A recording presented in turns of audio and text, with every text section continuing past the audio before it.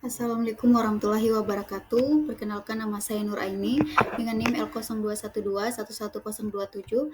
Video ini saya buat untuk memenuhi tugas mata kuliah rehabilitasi dan pengembangan sumber daya perairan. Adapun materi yang akan saya bahas yaitu rehabilitasi terumbu karang. Definisi terumbu karang. Terumbu karang ini merupakan struktur kalsium karbonat yang dibuat oleh organisme laut yang disebut polip karang. Polip-polip ini hidup secara koloni dan membentuk struktur yang kompleks dan beragam di perairan hangat, dangkal di sepanjang pantai-pantai di seluruh dunia. Terumbu karang terdiri dari kumpulan karang batu atau karang keras dan karang lunak yang tumbuh bersama-sama dalam suatu matriks yang kuat dan kokoh. Selanjutnya, mengapa terumbu karang penting bagi ekosistem laut dan manusia? Terumbu karang ini memiliki beragam peran penting bagi ekosistem laut dan manusia. Yang pertama yaitu keanekaragaman hayatinya. Nah, terumbu karang ini adalah rumah bagi jutaan spesies hayati, termasuk ikan, moluska, kerang, udang, dan berbagai organisme lainnya. Ekosistem terumbu karang menjadi salah satu yang paling beragam di bumi dengan keanekaragaman spesies yang tinggi. Yang kedua ada perlindungan pantai. Terumbu karang memberikan perlindungan alam terhadap erosi pantai dan badai laut. Struktur yang kokoh dan rapat dari terumbu karang membantu meredam gelombang dan meminimalkan kerusakan yang ditimbulkan oleh badai serta menjaga keberlangsungan ekosistem pantai. Yang ketiga, perikanan. Terumbu karang ini menjadi tempat berkembang biak bagi banyak spesies ikan dan organisme laut lainnya yang penting dalam industri perikanan. Yang keempat ada ekonomi pariwisata. Nah, terumbu karang ini menjadi daya tarik utama bagi pariwisata laut, menyediakan sumber pendapatan bagi banyak komunitas lokal di daerah pantai. Kelima ada sumber obat-obatan. Organisme yang hidup di terumbu karang sering menghasilkan senyawa-senyawa kimia yang menjadi potensi obat. Banyak peneliti dan ilmuwan melihat terumbu karang sebagai sumber potensial untuk pengembangan obat-obat baru. Yang keenam ada regulasi iklim. Terumbu karang membantu mengatur keseimbangan karbon atmosfer dengan menyerap karbon dioksida dari laut.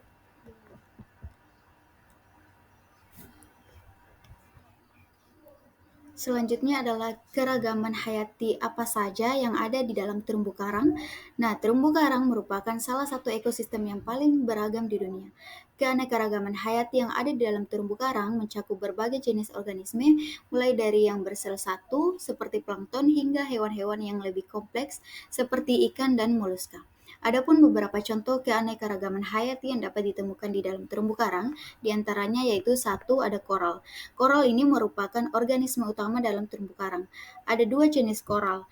Yang pertama ada koral keras atau sonic corals dan koral lunak atau soft corals. Koral keras membentuk struktur dasar terumbu karang, sementara koral lunak memiliki bentuk yang lebih fleksibel. Yang kedua ada ikan.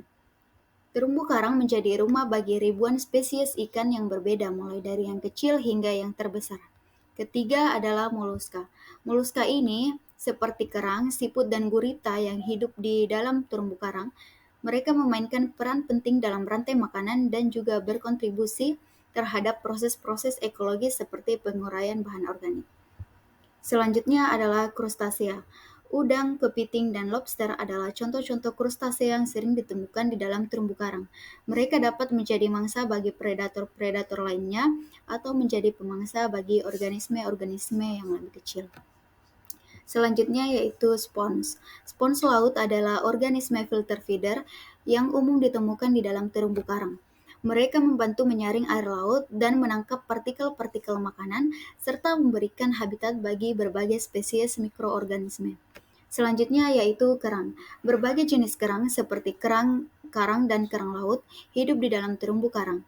Mereka memiliki peran penting dalam mengubah struktur habitat dan menyediakan tempat bertelur bagi beberapa spesies ikan. Yang terakhir yaitu kepiting porcelain. Kepiting porcelain adalah contoh organisme yang sangat terkait dengan terumbu karang. Mereka hidup di antara celah-celah karang dan berperan sebagai pemangsa bagi organisme-organisme kecil, serta sebagai mangsa bagi predator yang lebih besar. Selanjutnya, apa saja ancaman terhadap terumbu karang? Yang pertama yaitu pencemaran laut. Pencemaran laut dapat berasal dari berbagai sumber termasuk limbah industri, limbah domestik, pupuk pertanian, dan sampah plastik. Zat-zat beracun dalam limbah ini dapat merusak terumbu karang dengan mengganggu keseimbangan ekosistemnya dan membahayakan organisme-organisme yang tinggal di dalamnya. Selanjutnya yaitu pemanasan global dan perubahan iklim.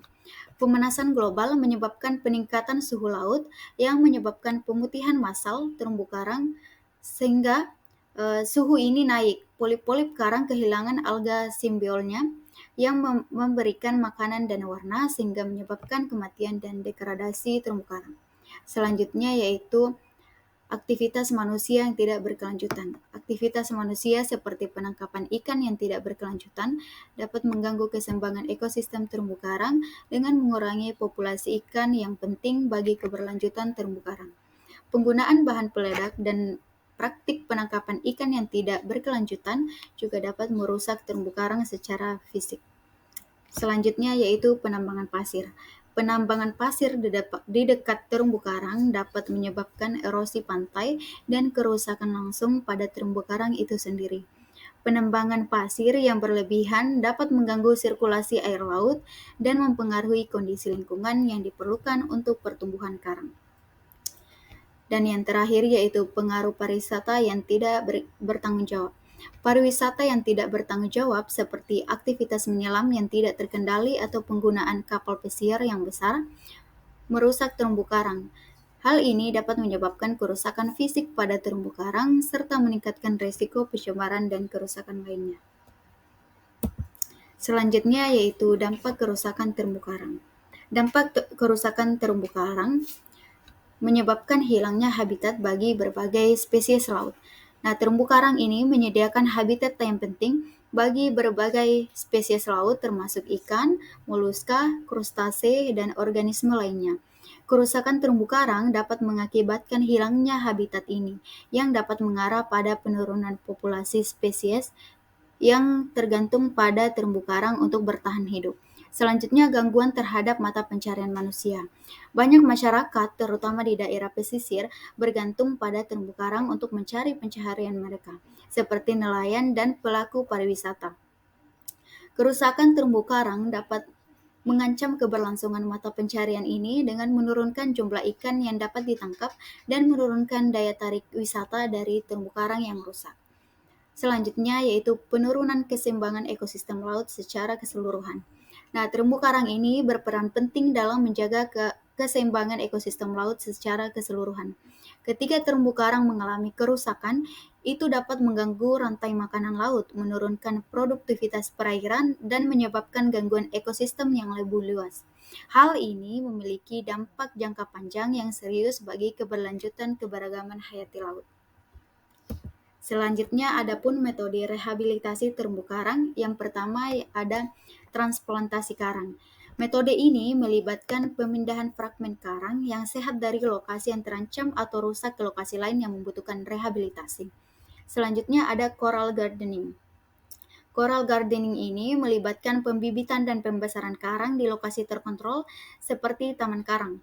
Bibit karang yang sehat ditanam dan dirawat sampai mereka cukup besar untuk ditransplantasikan kembali ke terumbu karang alami. Selanjutnya ada teknologi biorok. Teknologi biorok adalah struktur buatan yang terbuat dari logam yang terendam dalam air laut dan dihubungkan ke sumber plastik. Nah, ketika sumber listrik ini dialirkan melalui struktur, proses elektrolisis terjadi yang memungkinkan kalsium karbonat terlarut dalam pembentukan struktur karang batu. Selanjutnya ada terumbu karang buatan. Terumbu karang buatan ini terbuat dengan menempatkan struktur buatan seperti beton atau baja yang diberi tekstur khusus di dasar laut. Struktur ini kemudian menjadi tempat penempalan bagi bibit karang dan atau larva, memungkinkan terbentuknya terumbu karang baru. Selanjutnya yaitu manipulasi substrat atau alga removal substrat stabilization. Nah, metode ini melibatkan pengangkatan alga yang berlebihan atau invasif dari terumbu karang yang terganggu.